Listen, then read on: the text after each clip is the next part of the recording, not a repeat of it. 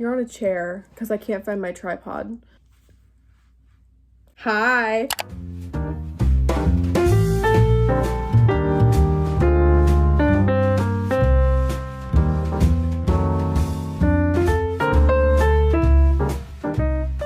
Hello, what's up? It's been a lot of things have transpired since we've chatted. There's literally no point to this video. I just have had the urge like literally a week ago, I was about to spontaneously start a podcast. And then I was like, girl, you cannot do that. I feel like to have a podcast, you have to have kind of like containable thoughts. Like, does that make hang on, let me explain. I feel like you have to have like containable thoughts in that they have to be like not even like cohesive, they just have to kind of flow. Like they have to go, like you have an episode, right? Like you have an episode of a podcast and it's like title this. Like maybe you're gonna talk about Throne of Glass. Like today we're talking about Throne of Glass. I can't do that. I can't stay on one topic. Hence the reason this video, presumably, I haven't titled it yet, but I presume it will be something like yapping or catching up or something like that. Lots has happened. Lots has gone on in the past 6 months because I haven't made a video since like last August, I don't think. We're going to talk about a lot. So grab a snack, grab a drink, or perhaps just turn this off because we're about to yap. We have a few topics. We have a few sections that we're trying to contain thoughts into.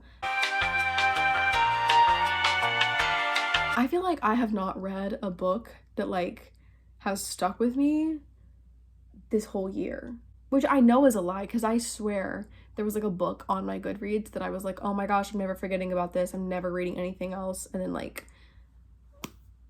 I've forgotten now. I did read The Bell Jar.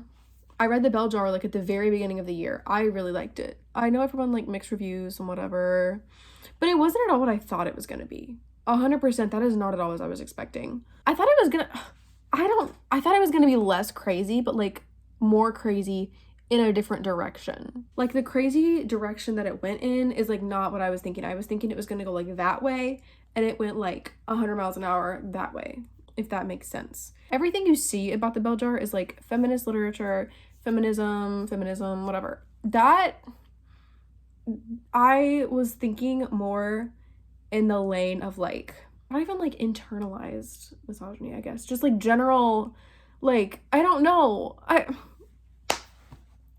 I'm speechless over it. And it's been like a month, which is not that long. That's like one of the only books I feel like I've read this year that's like nailed itself into my head. Because I have not been reading a lot. And like, oh, I guess I've read like 12 books this year, which is like, it's a fair amount. Like that's a good amount. But for me, like last year, I read like 17 books in January. I don't know, I just feel like I haven't been reading, but I have been reading. But also books are taking me so long to get through because I do not have an attention span. And I've never had an attention span.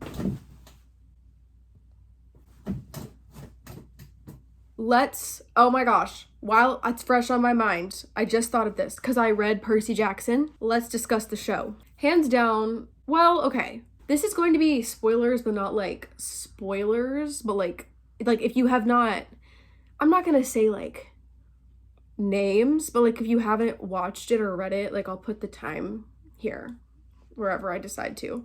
So you can go there and not get yourself spoiled. I loved it. I ate it up. I cried like almost every single episode. But like, if you really analytically, emotionally look into it, were there things that didn't need to be changed that were changed? Yeah. Like, oh my gosh, the whole reveal when Annabeth like pulled her hat off and she was like, I saw all that. Like, what do you mean? There was so much potential for like anything else. Like, I don't know. I feel like the show is like a victim of like telling and not showing. There was no suspense. And that may be because I've read the book 3 times and I've watched the movie. I like the movie. Okay? It's awful, but I like it. I know the story like front and back. But even as someone who like doesn't remember details, I didn't know any of the details. I knew like 3 things. I knew the Lotus Casino scene.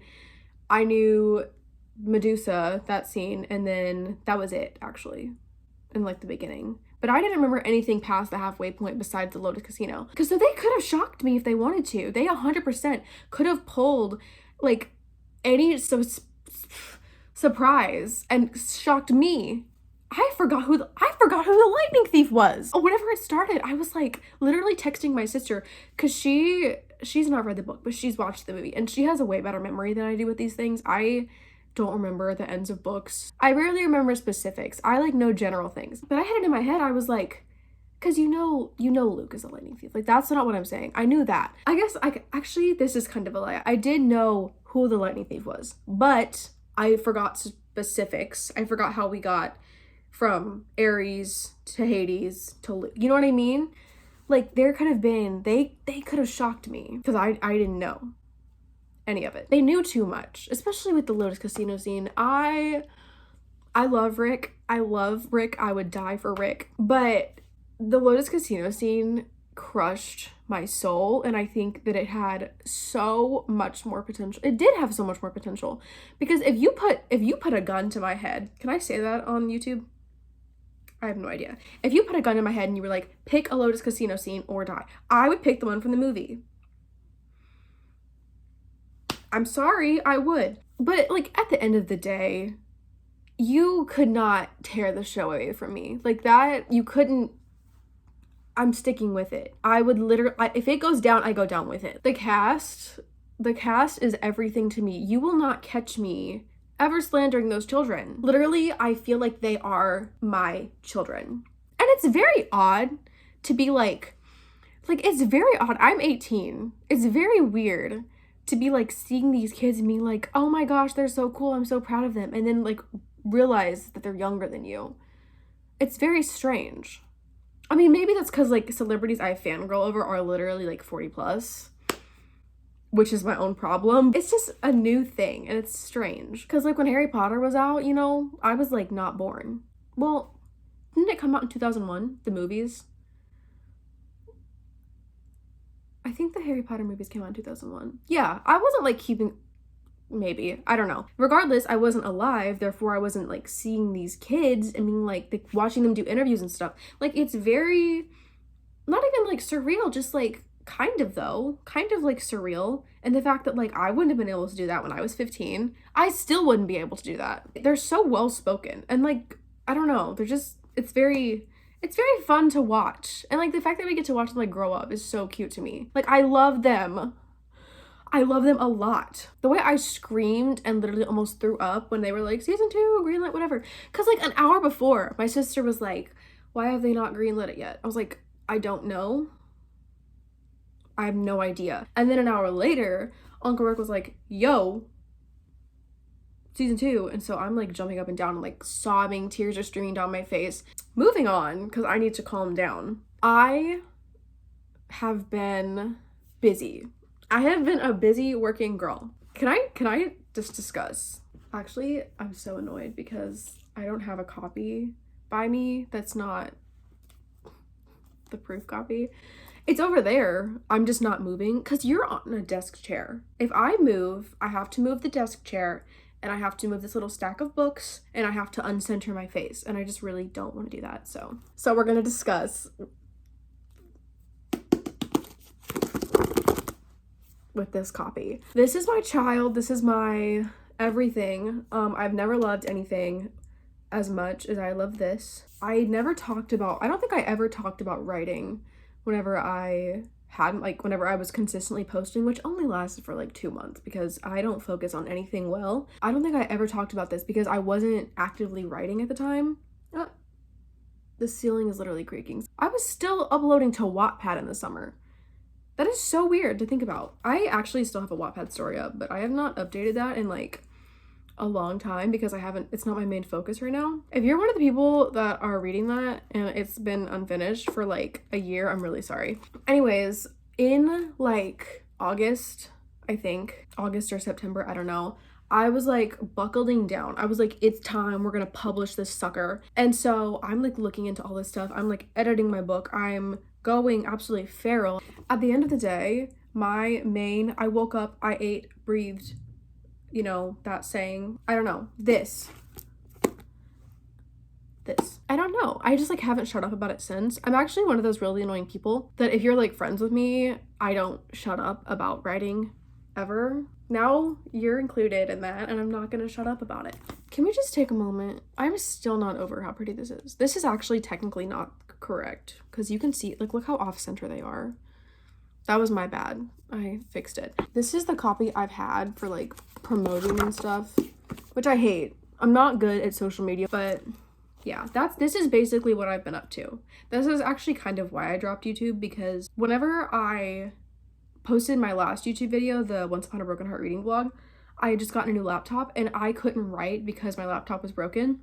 So when I got it, I was like full force, like writing, going feral. And then I ended up finishing this. Like, I remember I wrote like 20K in like 3 days because I couldn't stop.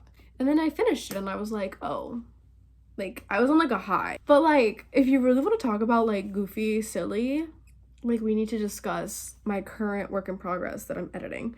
I have not talked about this on any social media platform except for TikTok. I posted like one TikTok, kind of like tropes.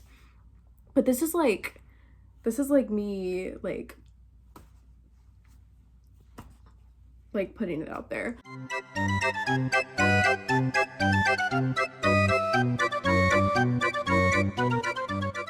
It is one of my favorite books, I think. It is very fun. It's a complete, like, if you read this and you liked it and you're like, oh my gosh, I really hope she writes something else like this. It's not this. Take what you know about this and just, like, it's not the same. I love them, but this is, should I say, it's a rom-com, okay? It's a rom-com. I literally have had so much fun drafting this. I think I drafted it in like a month and a half, which was actually very crazy because there were 3 rewrites from like 50K on. I got like 50,000 words in the first time and it was single point of view. And I was like, no, we're switching. I went to dual point of view, got about 80K in. And then I go, and I switched the trope, which I like the trope a lot better. And I think it works very well. But like, that was crazy of me to do. Like, I'm currently editing it and it needs so much work. Nobody ever talks about how humbling, or maybe they do talk about it, but I'm gonna talk about it again, how humbling it is to be so proud of us. And it's okay to be like proud of it. Like, I'm very proud of my story, but to be like so proud of it and then to reread it like back to yourself and see like how much fixing it needs, which is like, I feel like that's the case for literally any book ever. But my best friend edits my books. Like, we kind of like, you know, like she reads it, she's like, girl, what the heck? And so then I go back and I like, you know, do all the stuff and we collaborate. In this book, I'm convinced 3 different people wrote it because, and that actually does make sense given that there were 3 different drafts and like 3 different angles and like bouts of information. But the contrasting information is like astounding. And I never thought that I was gonna go back and see like 4 contradictions to like 1 point. I was reading the other day and it was just like, he said this. Literally the page before, I had contradicted myself. Like, he never told her that. And I'm just thinking like, who did this? And it makes sense when you like really look at it, because I write at like 11 p.m. to like 2 a.m.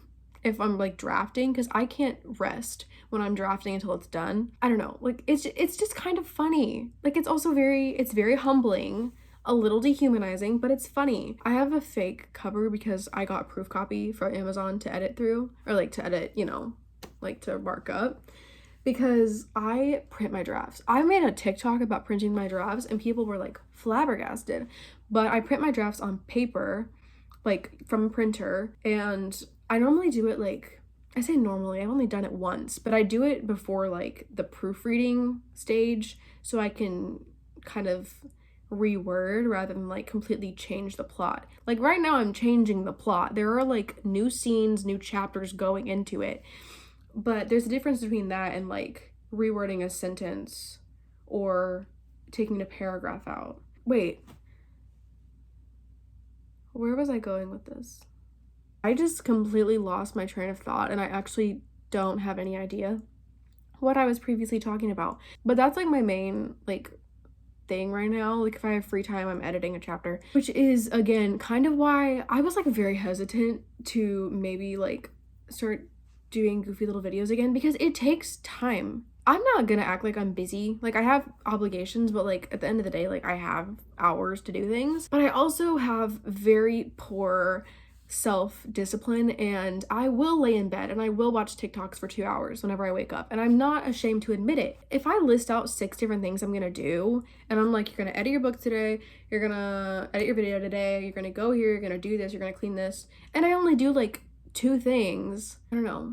It's just like it's like not unfulfilling, but like annoying, maybe. I don't know. I'm very happy with it though. Like it's very, I don't know. It's something that I have to be careful with, because like I'm a burnout person. Like, you know, when they talk about like academic gifted burnout kids, like I feel like I fall under that category. I peaked at 12 and it's going downhill. Like that's me. So I have to like be careful to not literally like kill myself over it. Oh, can I say that? YouTube, I'm so sorry. I had to be careful to not like burn myself out. Let's just say it that way. Let's just put it on the bottom shelf. Because if I do, it is so hard to come back from that. Like I have not come back academically, period. I burned out at 12, I'm done. Something that's very hard for me is like remembering to take breaks. Like I can't, my brain doesn't allow me to, but eventually like your body kind of, I feel like, catches up and it's like, girl, like please stop. So I'm hoping to fight that off, because I have things to do. Guys, oh my gosh, I need to talk about this. So right now, like in between, not even like in between editing, but just like whenever I have a free moment, I'm like slowly drafting Dark Academia Murder Boarding School book. Can I say murder on here? So I'm on Pinterest, obviously, because that's like half the writing process, and I was like looking for boarding school aesthetic, like all that stuff. I see Dead Poets Society. I had never watched it. I always meant to, but I hate renting movies because, like my attention span, like I said, I have a very hard time sitting down and finishing a movie. So when you hit play and that 48-hour countdown starts counting down, I just don't like it. But I finally was just like, okay, like it's time. You have been wanting to watch this for 2 years and you just haven't. So I rent it. That night, I go home, I click rent on my laptop, and I hit play. I'm like sitting there, I'm thinking, why are people crying at this? Why? Doesn't make any sense. I start this movie at 1 a.m. because I was editing. So I get halfway through and I'm like falling asleep, and I don't want to fall asleep because I'm like enjoying it, and I'm like, oh my gosh, like the things they're saying, the things they're doing, this is so nice. I really like this. And I didn't want to miss anything, because 1, Robin Williams, and 2, like it was just really good. And so I'm like, okay, I'll finish it tomorrow night. I don't finish it the next night. But I do wake up that next morning and I'm like, okay, you know, you've got an hour left. You woke up early, start it. I kid you not, I texted my friend. I was like, hey girl, I'm finishing Dead Poets Society and then I'm gonna like get up and have a good day. I did not have a good day. Like somehow I didn't expect anything. Like honestly, I went into it free of expectations. I had the vibe, like the gist, or I thought, but I was like, whatever. It's not gonna be that bad. I didn't cry, shockingly. Whenever I rewatch it, I will. I didn't cry, but I did not smile the rest of the day. I didn't think of a single joyous thing the rest of the day. I just don't think that was necessary whatsoever. And spoilers, I was literally doing like Wordle or something when he like, and I was like so confused. I just heard a loud bang and I looked up and I was like, what is going on? And then you see like the hand and I'm like, like I thought it was a joke. So then I'm just watching, waiting for him to reappear. I'm thinking like, oh, it's a dream or something. As soon as, what's his face, the teacher, I can't think of his name right now, Robin Williams, as soon as he starts crying, what the heck? I don't see why anyone in their right mind would write that and be like, we are gonna edit this, we're gonna produce this, we're gonna put it out into the world for all the people to see. Why would you do that? I think it was cruel and I think it was sick and I think it was a very good decision because it was good, but doesn't mean I enjoyed it. But in complete not even contrast, this is like a segue into Taylor Swift's new album. I had to bring it up. Like I had to bring it up. That shocked me. And I also think it was sick and cruel that she did it like 2 days after I finished the movie. And I can't even say the Tortured Poets Department. I look at that album and I'm like, Dead Poet Society. Dead Poet Society. It's giving like Lana Del Rey. Like, did you know there's a tunnel under Ocean Boulevard? Like, Tortured Poets Department. It's much shorter, but it's still, like, all her albums have been like one word. Or like two, I guess, if you count Speak Now. But what in the world? My dog is loud. Flat out, she is loud. It was shocking. It was shocking to say the least, because I'm literally in the living room, TV, or like turning it up. I'm like, guys, shut up, she's gonna announce Rep TV. And she's like, my new album, and I'm just like, okay. Which like it's not like I'm like, I hate it. People on Twitter that are like, oh my gosh, this sucks. Like, where is your joy? Do you have fun ever? Anyways, I feel like I have nothing else to say. Also, I've been talking for 35 minutes straight, and I'm kind of sick of hearing my own voice, so I know you are too. I feel like this was a good chat. Like, I feel like we really, like, you know, like, we, like, connected. Like, it was a good talk. Thanks for watching. I have not done an outro in so long, and I hate myself for doing this. I was not made for the YouTube life, because I can't stand to look at myself either. Thank you for watching. I had so much fun talking with you. I guess maybe see you next time if I come back from this in a positive manner. So, I love you.